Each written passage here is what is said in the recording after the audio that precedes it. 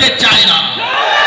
আমরা আগামীর বাংলাদেশ দেখতে চাই দুর্নীতি মুক্ত, চাঁদাবাজ মুক্ত, টেন্ডারবাজ মুক্ত। কারা কারা চান হাত তুলে দেখাতে হবে।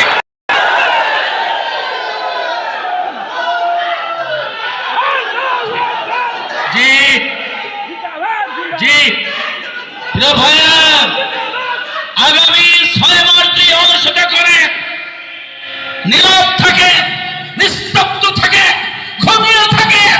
পরবর্তী 5 বছর পূর্বের মতো না ঘুমিয়ে মাঠে বাগানে ঘুমিয়ে কাটাতে হবে, আয়না ঘরে কাটাতে হবে, আরো কঠিন অবস্থা হতে পারে।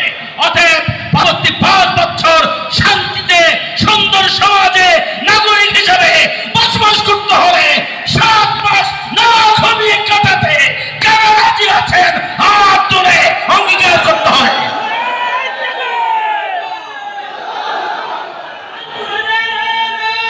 আমরা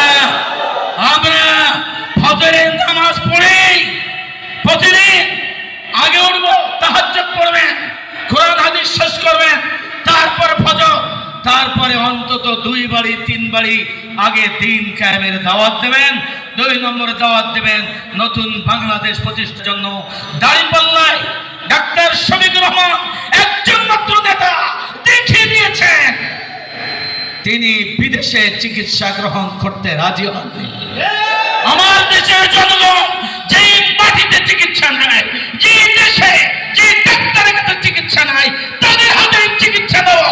অতএব সেই দলের হাতে বাংলাদেশের 18 কোটি মানুষের জীবন নিরাপদ।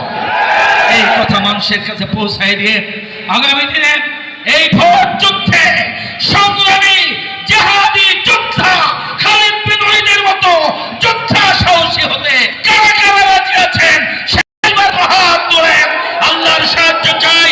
এই জমিনে যেন আল্লাহ ইসলামের বিজয় দান করে, দাঁড়িপাল্লা মার্কাকে বিজয় দান করে, এক সুন্দর দেশ গড়ার তৌফিক দান করে।